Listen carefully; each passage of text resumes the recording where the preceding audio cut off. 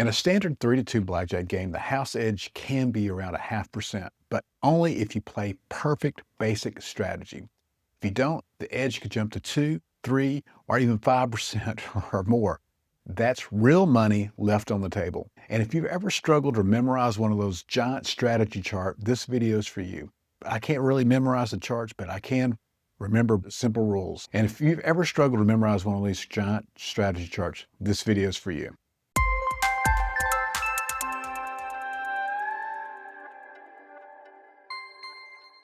Hey everyone, welcome back. Eric here with Cards and Comps, and today we're starting part one of what I call the Blackjack Strategy Learning Ladder, a structured way to learn basic strategy without having to memorize an entire chart all at once. So let's define the 0.5%, what I'm talking about, really means for a 3-2 blackjack game. So it's common to see a 6 to 8 deck game in the casino, and you do have to look out for this, but so it'll say 3-2 blackjack, and that means that blackjack pays 3-2. When you get a blackjack, if you bet $10, you'll get $15. Now, a lot of times it's 6 to 5, and that would be $12 on a $10 bet. Oftentimes, you're not going to find a $10 game anymore, but quite often you will find a $25 game for 3-2. So that's what you got to look out for. It's always clearly written on the table. There's usually other rules there too, but that's the top rule because it does make the biggest difference. So the other rules that you'd be looking for is dealer hits on soft 17. That's very common. Double after split is allowed, and oftentimes there's no surrender, but if you could surrender, that's another thing, but we'll take that separately. So, and most commonly you'll find that there's no surrender allowed. So if you play perfectly, the house edge is roughly about 0.5%. So that means over the long run, the casino expects to earn about 50 cents for every $100 wagered. But that number assumes perfect play. So if you guess, if you follow hunches, if you play your feelings, the house edge increases dramatically. That's why playing by the book is important. And the book just means playing what statistically is the valid play for each individual play. So playing by the book means making the mathematical correct decision for every possible player hand against every possible dealer hand. So back in the 50s and 60s, the mathematicians and early computer simulations analyzed millions of blackjack hands, and they calculated which decision loses the least amount of money or what makes the most amount of money.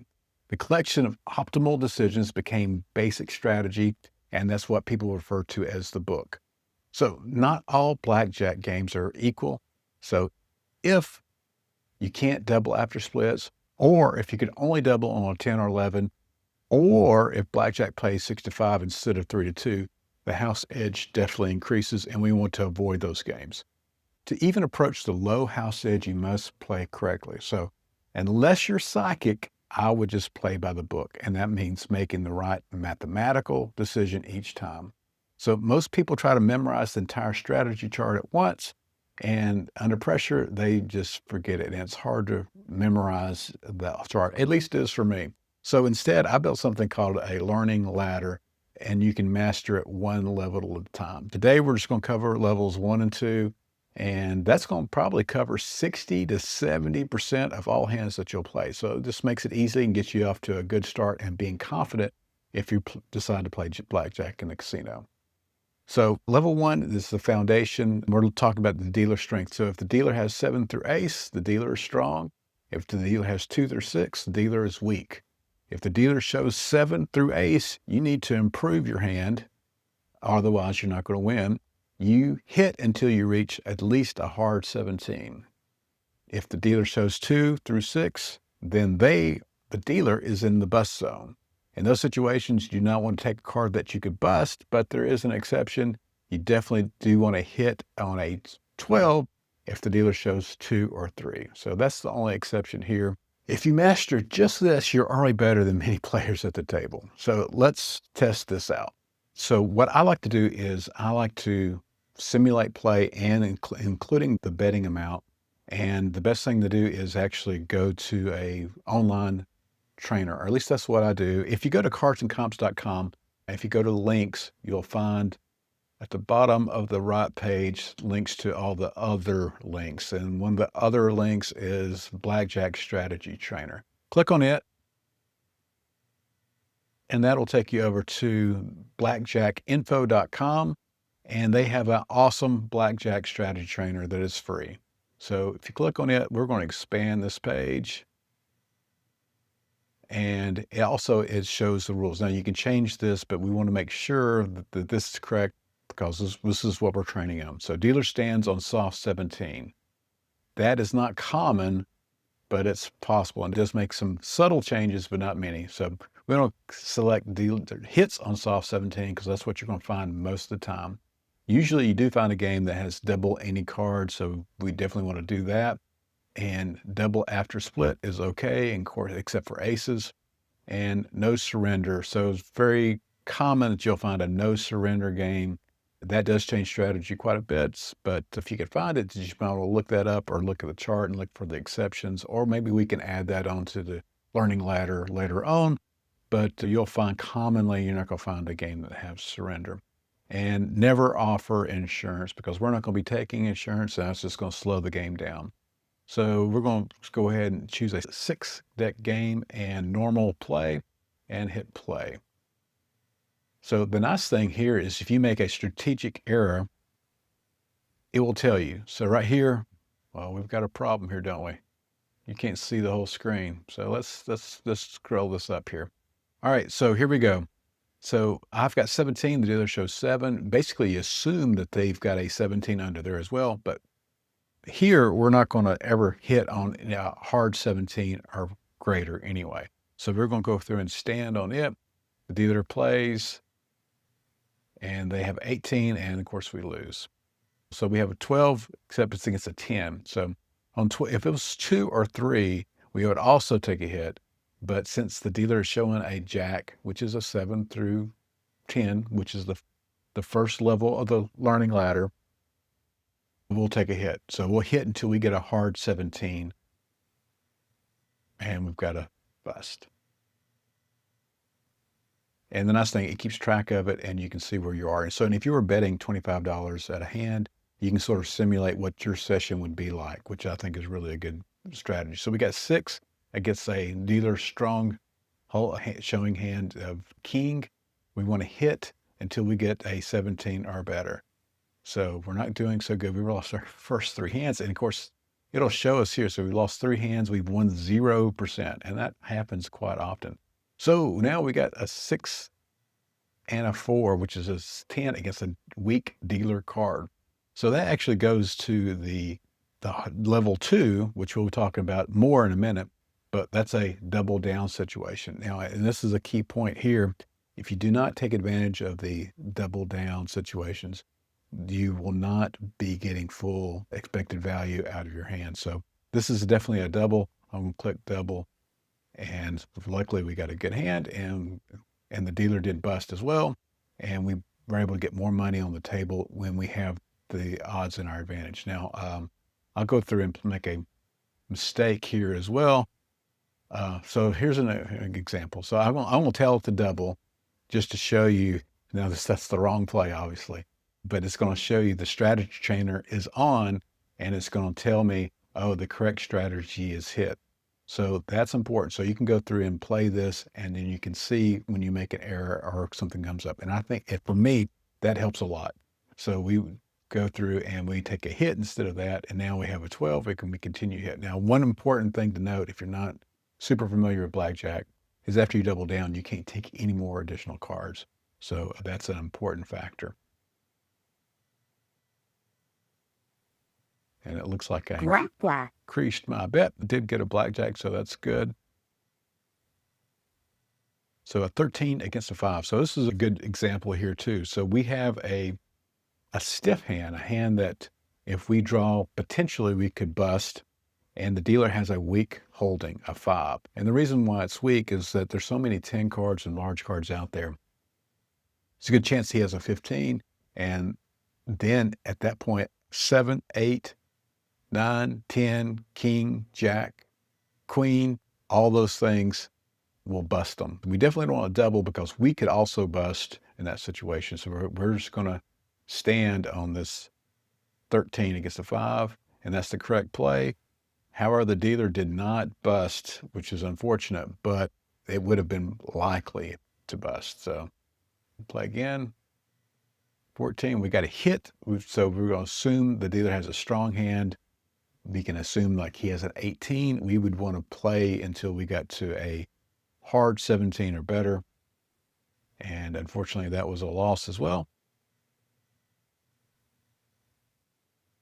Here we got 17. We always stay on a hard 17. That means it's not involving an ace. That's the only way it can be evaluated. Of course, aces can be evaluated as a 1 or 11.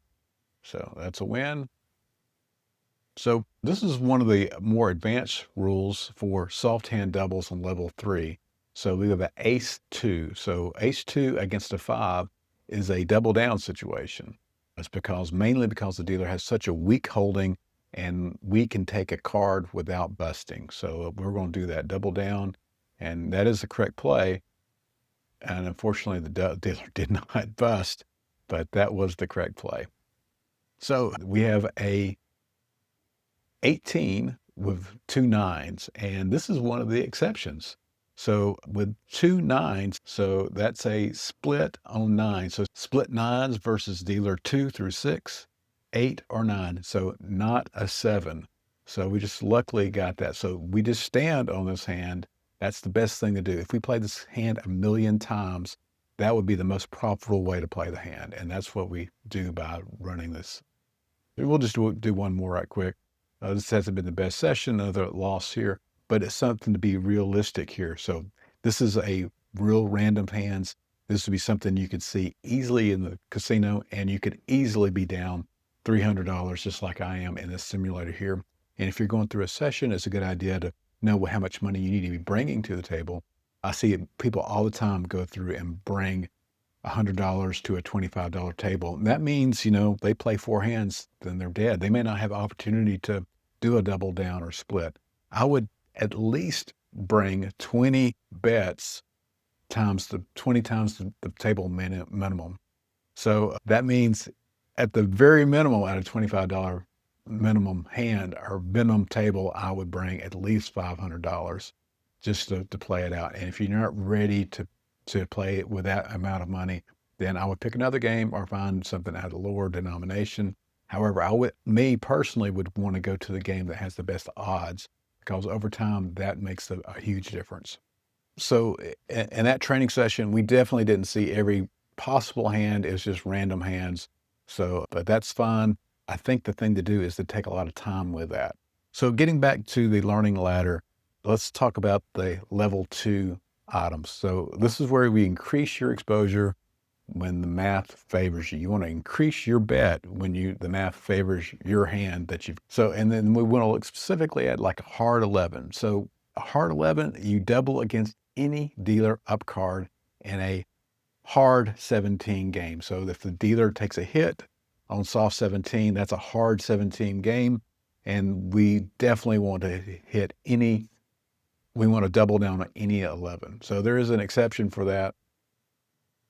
And if it's a soft 17 game where the dealer stops at soft 17, you actually do not double 11 against an ace. And so that's the only exception for that. But that's going to be a little confusing.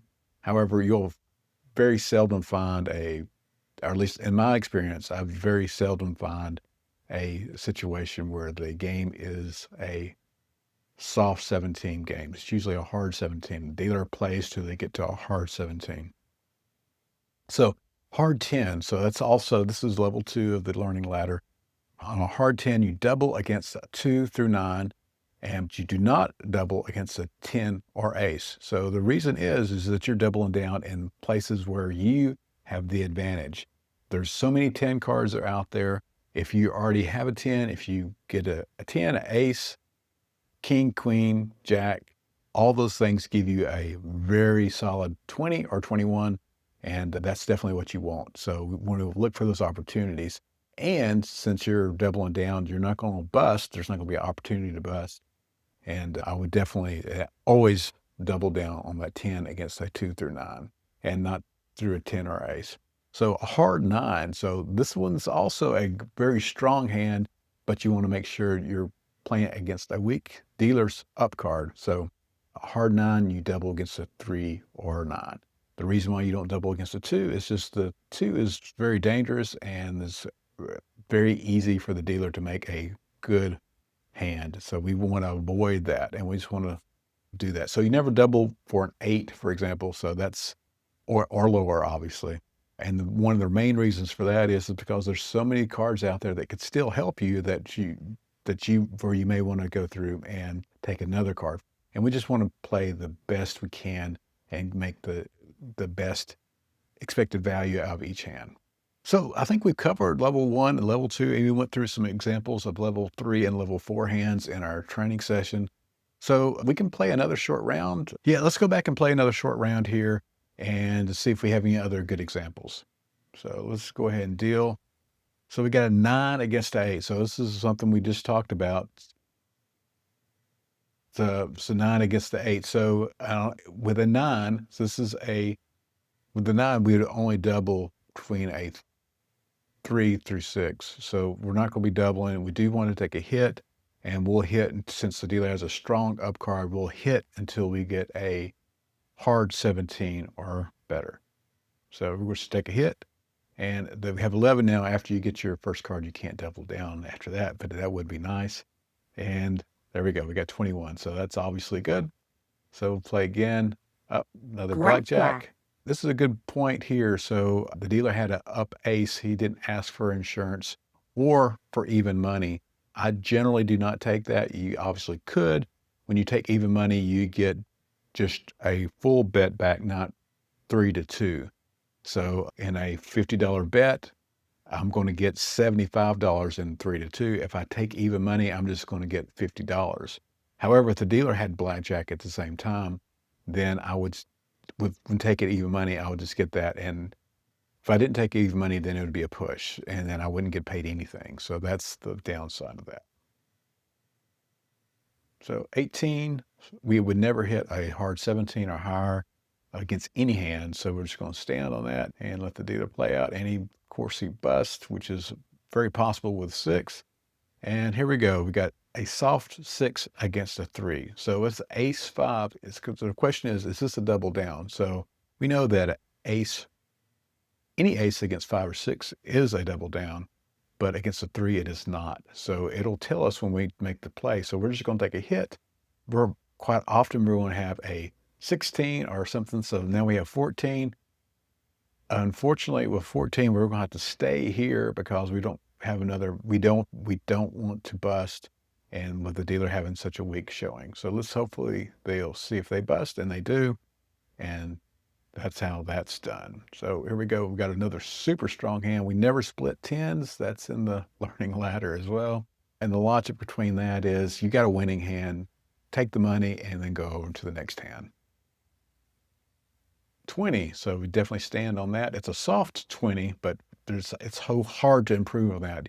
Never try to improve. If you have a soft 19, you stay on that as well, because it's just so hard to improve that. So we have 13. We have a stiff hand. If we take a card, there's a possibility of busting. We got a 10, we'd be at 23. The dealer has a weak card, so we just stand on that. And that's obviously the right play, and the dealer did bust, and we're actually positive, so it's good. So let's play one more hand right quick. So 15, we've got a stiff hand that we could bust the next hand when the dealer has a weak card, so we stand on that. So, and that's how it's done. Let's do one more with just making the wrong call, just to show you how the strategy works. Anyway, here's a good example. So we got 18. I'm going to say hit or double, and then the strategy coach is going to come up and tell you that is correct option is to stand. And then, of course, that makes sense. And I believe, let's see, so we'll change that and we'll just stand. And then it shows you where we're at. So 21 hands, we won 9, lost 10, and pushed 2, 43%, and almost a little bit below even. So anyway, you get the idea, and I think that's a great tool. The link's on cardsandcomps.com to blackjackinfo.com. It's been around for years. I really like that. That's where I practice. If you're interested in the learning ladder that I created, And I just created it because I don't really learn from charts so well. This is the way I've sort of learned it over time. And I've played lots and lots of blackjack. The learning ladder is going to be available for my newsletter. I'm going to send out a link in the next newsletter. And if you're subscribed during the coming weeks, I will make sure to try to send that out in a timely fashion. If not, it'll come out every week or so. Every few weeks, I send out newsletters that has information, and I'll make sure that the link to the learning ladder is in there so you can actually use it, print it up, or put on your phone, and so you can refer to it. Think about making an audio podcast type form that goes over these rules. So something you can listen to in the car, or something you can listen to on the airplane trip to Las Vegas or something like that. If you're interested in something like that, let me know. I've been playing around with it, but I haven't got that down yet. But I think that would be something very useful for somebody that's not 100% on the rules and something they can listen to for it. So anyway, if you like that, please leave a comment below and let me know what you think. Or if you got any other suggestions, let me know about that too. Certainly would appreciate it. If you see anything that's incorrect about this, now this is something I developed. I went through and reviewed it multiple times. I'm pretty sure it's good for the rules that are out there. If there's something unclear or ambiguous, so just let me know and I'll see if I can fix it. And just let me know. And maybe we can improve upon this together. So I really would appreciate that. Anyway, if you got any other questions, let me know. Thanks for watching. Please subscribe. So if you want a copy of this and you subscribe to the newsletter, please subscribe to the YouTube channel as well. Helps me out a ton. I really would appreciate it. And thanks again. I'll see y'all next time.